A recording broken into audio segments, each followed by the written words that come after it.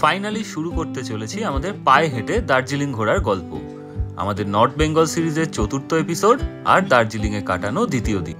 একটা অনবদ্য এক্সপিরিয়েন্স করলাম আমরা, যা তোমরা না দেখলে খুব মিস করবে। পাশাপাশি ঘুরলাম Darjeeling zoo, Nightingale park, Darjeeling Gymkhana club আর সেন্ট অ্যান্ড্রুজ চার্চ। আর খাওয়া দাওয়া করলাম দার্জিলিংয়ের ফেমাস তিবেতান রেস্টুরেন্ট কুঙ্গাতে।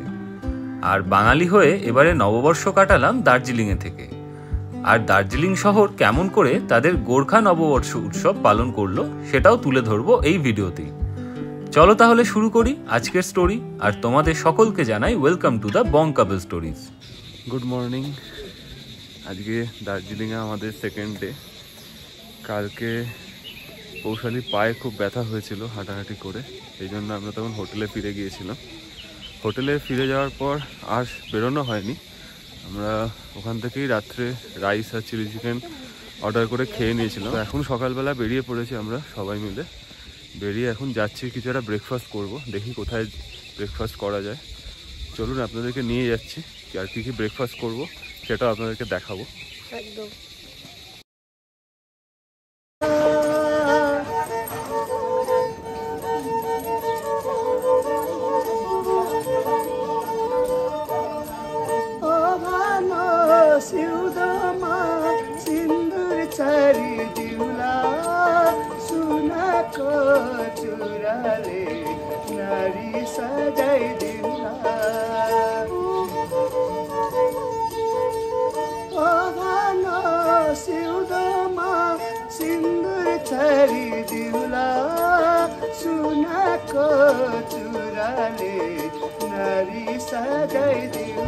আমরা হাঁটতে হাঁটতে ফার্স্টে কেভেন্টার্সে ট্রাই করেছিলাম ব্রেকফাস্ট করব।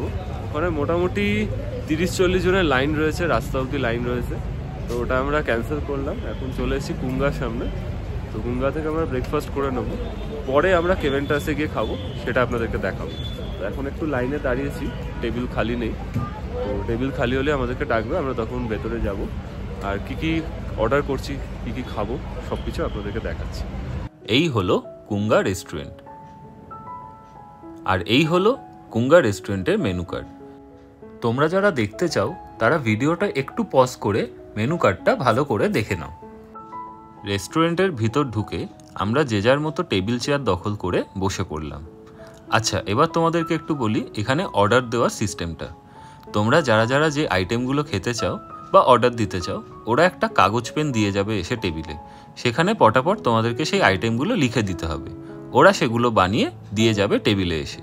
আর এই হচ্ছে রেস্টুরেন্টের ভিতরের জায়গাটা। কি সুন্দর, খুব ছোট্ট একটা রেস্টুরেন্ট, কোজি, আর দারুণ খাবারগুলো ছিল। এখানে আমরা নিয়েছিলাম pork momo, pork noodles, chicken wonton soup, chilli pork, আর সাথে নিয়েছিলাম স্টিম রাইস। এই স্টিম রাইস দিয়ে চিলি পর্কটা খাওয়া হয়েছিল। আর এই চিকেন ওয়ান্টন স্যুপটাও খুব দারুণ ছিল খেতে, আমাদের খুব ভালো লেগেছিল। আর সাথে নিয়েছিলাম আমরা চিকেন স্প্রিং রোল, এটাও খুব ভালো খেতে ছিল। কুঙ্গা থেকে বেরিয়ে দেখতে পেলাম এক অদ্ভুত সুন্দর সাংস্কৃতিক অনুষ্ঠান, যাতে গোটা দার্জিলিং শহর মেতে উঠেছে সেই উৎসবে। পশ্চিমবঙ্গের দার্জিলিং জেলায় বিভিন্ন সাংস্কৃতিক অনুষ্ঠান এবং উৎসবের মাধ্যমে এই গোর্খা নববর্ষ পালন করা হয়। গোর্খা নববর্ষ বিশু নামেও পরিচিত। আর এই উৎসব গোর্খা সম্প্রদায়ের জন্য উল্লেখযোগ্য, যা নেপালি নববর্ষের সূচনা করে। দার্জিলিংয়ে যেখানে প্রচুর গোর্খা জনগোষ্ঠী বাস করে, তাই ঐতিহ্যবাহী আচার অনুষ্ঠান এবং আধুনিক উৎসবের মিশ্রণে গোর্খা নববর্ষ পালন করা হয়। ঐতিহ্যবাহী নেপালি পোশাক এবং রীতিনীতি প্রদর্শনের জন্য সঙ্গীত এবং নৃত্য পরিবেশনার মতো বিভিন্ন সাংস্কৃতিক অনুষ্ঠান করা হয়। দার্জিলিংয়ের গোর্খা সম্প্রদায়ের একটি সমৃদ্ধ সাংস্কৃতিক ঐতিহ্য রয়েছে, এবং গোর্খা নববর্ষ একটি গুরুত্বপূর্ণ অনুষ্ঠান যা তাদের ঐতিহ্য সংরক্ষণ এবং প্রচারে সহায়তা করে।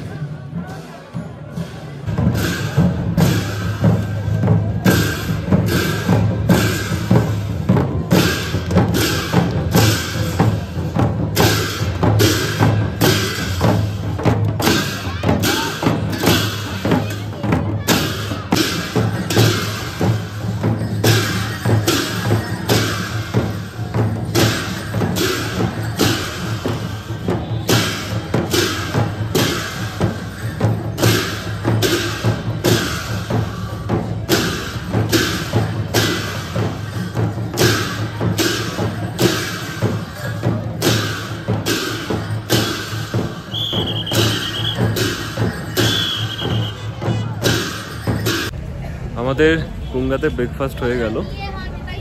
আমরা এখন যাচ্ছি জুয়ের দিকে। খাওয়া দাওয়া কী খেলাম সবই তো দেখালাম আপনাদের, আর কেমন কি খাওয়ার রিভিউ, আমাদের খেয়ে খুব ভালো লেগেছে, টেস্টি ছিল খাওয়া দাওয়া।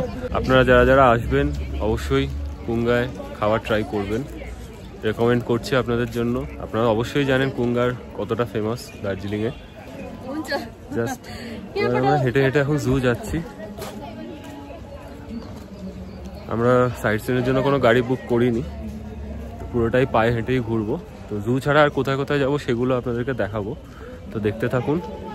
তো এখন আমরা হাঁটতে হাঁটতে চলে এসেছি ভানু ভবনের সামনে, আর তার উল্টো দিকেই রয়েছে সেন্ট অ্যান্ড্রুজ চার্চ।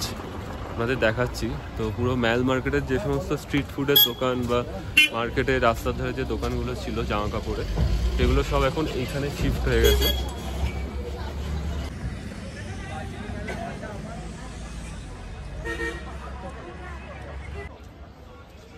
জু যাওয়ার পথে আমরা সেন্ট অ্যান্ড্রুজ চার্চ দেখতে পেলাম, তো এখানে একটুখানি যাচ্ছি। সিকিউরিটি থেকে ইনফরমেশন পেলাম যে সানডে ছাড়া ভেতরে ঢুকতে দেওয়া হয় না, বাট আপনি যদি টেম্পোরারি মেম্বারশিপ করিয়ে নেন তাহলে ঢুকতে পারবেন। আর চার্চের ভিতর কোনো ফটোগ্রাফি বা ভিডিওগ্রাফি অ্যালাউ করে না, আপনি বাইরে গেটের বাইরে পর্যন্ত সেগুলো করতে পারবেন। আর এমনি ভেতরটা আপনাদের নিজেদেরকে গিয়ে দেখে আসতে হবে। তো আমরা যতটা পারছি বাইরে থেকে আপনাদের দেখাচ্ছি।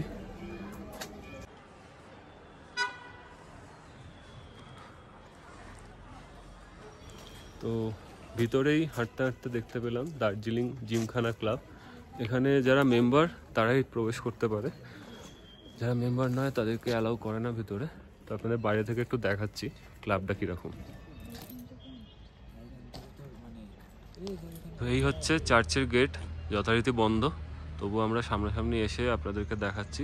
সানডে করে খোলা থাকে, আপনারা চাইলে সানডেতে এসে চার্চে ভিজিট করে যেতে পারেন।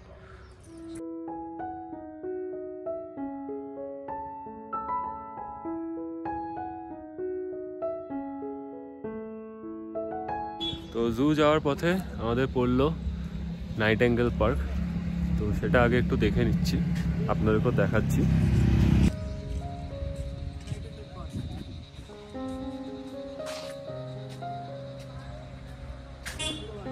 এই রাস্তা ধরে সোজা উঠে যেতে হবে নাইটেঙ্গেল পার্কের দিকে। চলুন যাই ওপরে, পার্কটা আপনাদের একটু ঘুরিয়ে দেখাই। এই যে দুটো রাস্তা ভাগ হয়ে যাচ্ছে, এটা রিচমন্ড হিল যাচ্ছে, মানে রিচমন্ড হিল বাংলো, এদিকটা নাইটেঙ্গেল পার্ক ওপরে। আমরা ওপর দিকে যাচ্ছি। জায়গাটা খালি দেখুন,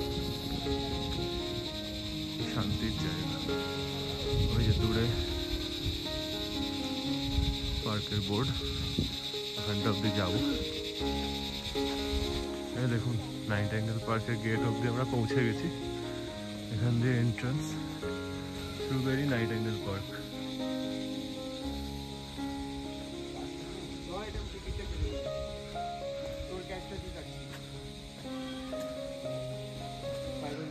টিকিট কাউন্টার, এই হচ্ছে আমরা টিকিট কেটে নিয়েছি নাইটেঙ্গেল পার্কে। 25 টাকা করে দাম নিয়েছে একটি টিকিটে।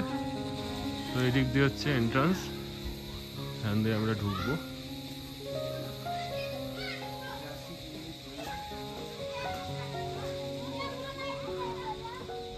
বাচ্চা কাচ্চারা খেলছে এখানে।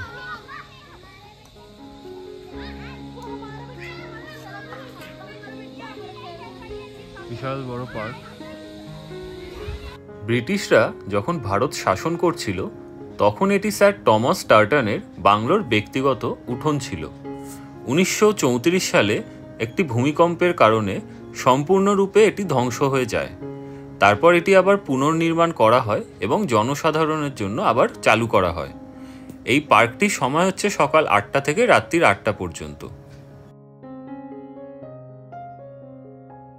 এখন আমরা নাইটেঙ্গেল পার্ক দেখে বেরোলাম, আপনাদেরকেও দেখালাম পার্কটা কীরকম, কি সুন্দর, কি শান্ত পরিবেশ। বাচ্চা বাচ্চারা খেলাধুলা করছে, তাদের মা বাবারাও সাথে এসছে, অনেক কাপেলরা বসে আছে, প্রচুর বসার জায়গা রয়েছে, বড় মাঠ রয়েছে। আর একটা ফলসও ছিল, সেই ফলসটা বন্ধ, জল ছিল না, সেই জন্য আর দেখাইনি আপনাদেরকে। তো আপনারা পরে কখনো যদি আসেন, আপনারা এই জায়গাটা অবশ্যই একটু ঘুরে যাবেন, ভালো লাগবে আপনাদের, সত্যিই ভালো লাগবে। এখন নাইটিঙ্গেল পার্ক থেকে বেরিয়ে ফাইনালি আমরা জুয়ের দিকে যাচ্ছি, কারণ আর লেট করলে বা জুটা ঘুরতে কিন্তু অনেকটা সময় লাগবে, সেই জন্য আর লেট করব না। এবার একেবারে ডিরেক্ট জুতে যাচ্ছি, জুতে গিয়ে তারপর আবার কথা হচ্ছে। আমরা এইদিকে রাস্তা দিয়ে এলাম, এখানে বোর্ড দেওয়া আছে, অ্যারো দেওয়া রয়েছে, Padmaja Naidu Himalayan zoological park. আমরা এদিকে হেঁটে যাব। রাস্তাটা খালি দেখুন একবার, কি অসাধারণ লাগছে, দুধারে গাছ, গাছের মাঝখান দিয়ে রোদ পড়েছে, সামনে সবাই হেঁটে হেঁটে যাচ্ছে, দারুণ লাগছে আমাদের, দারুণ। এই জন্যই বলি, সবাই তো গাড়ি করে পয়েন্ট ধরে ধরে এখানে ঘুরে বেড়ায়, সাইট সিন করে, পায়ে হেঁটে দার্জিলিং ঘুরে, পায়ে হেঁটে। এর থেকে মজার আর কিছু আপনি খুঁজে পাবেন না। কখনো যদি আপনারা আসেন, একবার এই এক্সপিরিয়েন্সটা করে দেখবেন, আর কেউ যদি করে থাকেন অবশ্যই কমেন্ট করে জানাবেন আমাদের। ফাইনালি আমরা এসে পৌঁছলাম দার্জিলিং জুয়ের সামনে। কত মানুষের ভিড় দেখতেই পাচ্ছ তোমরা, হবেই না বা কেন, দার্জিলিংয়ের সব থেকে জনপ্রিয় জায়গা হচ্ছে এটা।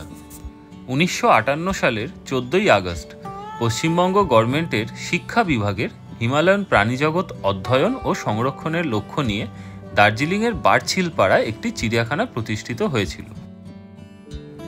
এই চিড়িয়াখানাতে রয়েছে রেড প্যান্ডা, স্নো লেপার্ড, গড়াল, সাইবেরিয়ান বাঘ ও বিভিন্ন ধরনের পাখি, আর রয়েছে রয়্যাল বেঙ্গল টাইগারও।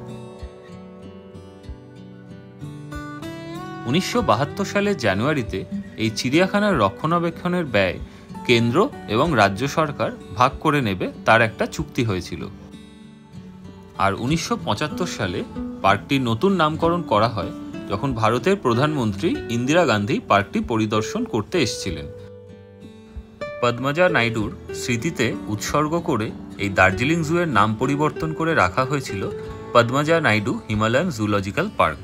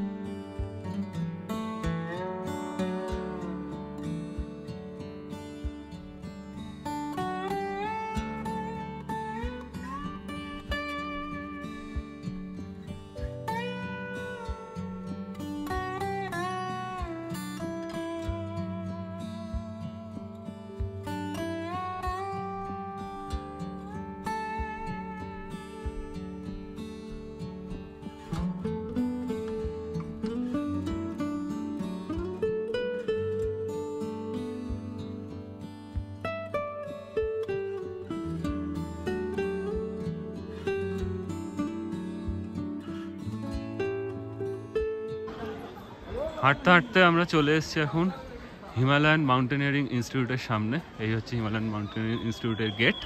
আমরা এখন এখানে এন্ট্রি করব, আপনাদের ঘুরে দেখাবো। অনেক রকমের অ্যাডভেঞ্চার স্পোর্টস এখানে করা যায়, তো কি কি করা যায় সেগুলো দেখাচ্ছি আপনাদের। এই দেখুন, এটা হচ্ছে জিপ লাইন, এ পার্ট থেকে এই পার্ট পর্যন্ত। এগুলোর জন্য আলাদা টিকিট কাটতে হয়।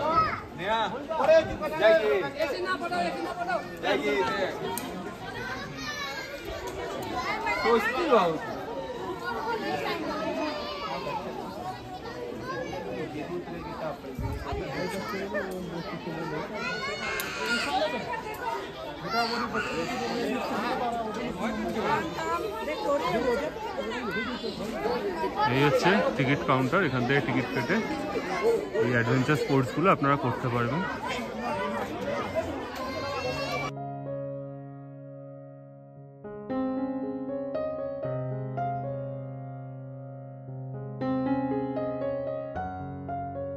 দেখতে দেখতে আমরা পৌঁছে গেলাম মিউজিয়ামের সামনে। যেহেতু ভিতরে ভিডিওগ্রাফি করা বারণ, সেই জন্য তোমাদেরকে দেখাতে পারছি না। তোমরা যারা অবশ্যই আসবে, এই মিউজিয়ামটা ঘুরে দেখো, তোমাদের খুব ভালো লাগবে। আর এই যে আমরা দার্জিলিং পায়ে হেঁটে ঘুরছি, তোমাদেরকেও দেখাচ্ছি, তো কেমন লাগছে তোমাদের অবশ্যই একটু কমেন্ট করে জানিও কিন্তু। আর যারা নতুন ভিউয়ার্স আছো আমার এই চ্যানেলে, অবশ্যই এই চ্যানেলটা সাবস্ক্রাইব করে নিও। আর ভিডিওটা ভালো লাগলে একটা লাইক করে দিও, কারণ তোমাদের এই একটা লাইক আমাদের অনেকটা এনার্জি দেয় আমাদের আবার নতুন নতুন ভিডিও তোমাদের কাছে নিয়ে আসার জন্য।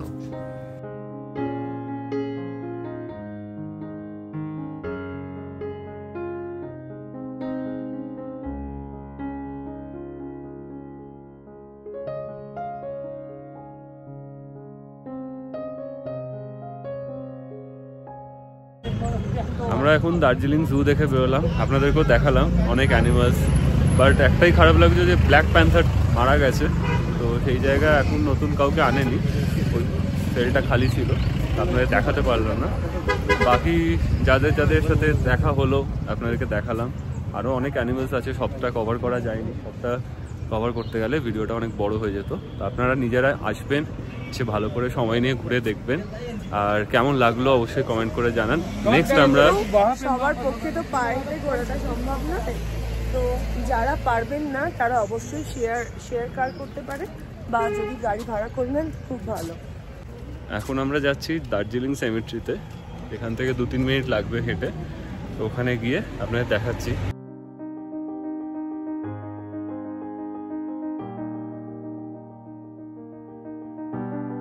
এখন আমরা চলে এসেছি সেমেট্রির সামনে, সেমেট্রির গেট বন্ধ, গেটে তালা দেওয়া।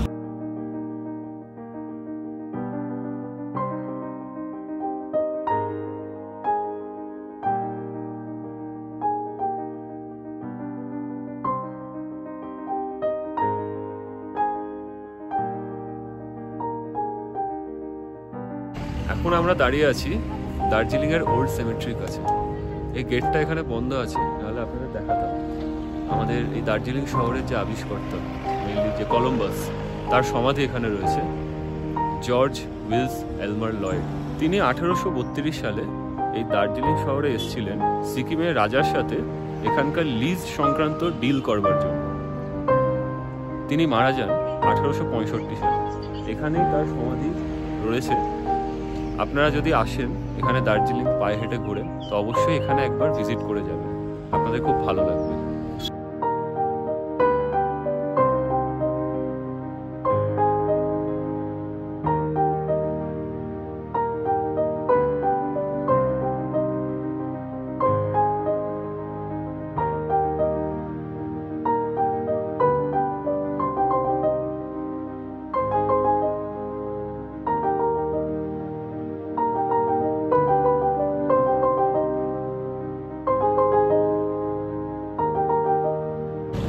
তো এই ওল্ড সেমেট্রি থেকে আসার পথেই এখানে ডান দিকে একটা রাস্তা ঢুকে গেছে, যেটা হ্যাপি ভ্যালি টি এস্টেট যাওয়ার রাস্তা। আপনাদেরকে একটুখানি দেখাচ্ছি, কারণ অতটা নিচে যাওয়া এই মুহূর্তে পসিবল নয় হেঁটে হেঁটে।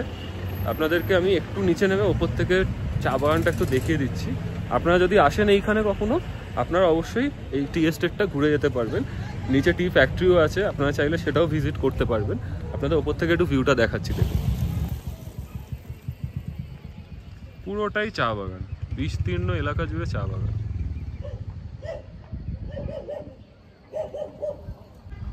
ওই যে নিচে রাস্তা যাচ্ছে, ওই রাস্তা দিয়ে নেমে নিচে গেলে টি ফ্যাক্টরি আছে। তো এই যে আমরা দার্জিলিং পায়ে হেঁটে ঘুরে ঘুরে দেখাচ্ছি আপনাদেরকে, তো আপনাদের কেমন লাগছে অবশ্যই প্লিজ একটু কমেন্ট করে জানাবেন, আমাদেরও ভালো লাগবে। তাহলে এই মুহূর্তে আমরা সবার আগে যাব হোটেলে, একটু রেস্ট নেবো, কারণ সেই সকালবেলা বেরিয়েছি, ব্রেকফাস্ট করে থেকে হেঁটে হেঁটেই ঘুরে বেড়াচ্ছি। তো সেই কারণে একটু হোটেলে গিয়ে রেস্ট নেবো, একটু ফ্রেশ হবো, তারপর আবার মেলে বেরোবো, কিছু কেনাকাটি করবার রয়েছে। সন্ধ্যের দার্জিলিং মেল, অনেক মানুষের ভিড় চারিদিকে। প্রয়োজনীয় জিনিসপত্র কিনে হোটেলে ফিরে ডিনারটাও সেরে নিলাম আমরা। আজকের মতো এখানেই ভিডিওটা আমি শেষ করছি। দেখা হবে আবার পরের ব্লগে নতুন একটা এপিসোড নিয়ে।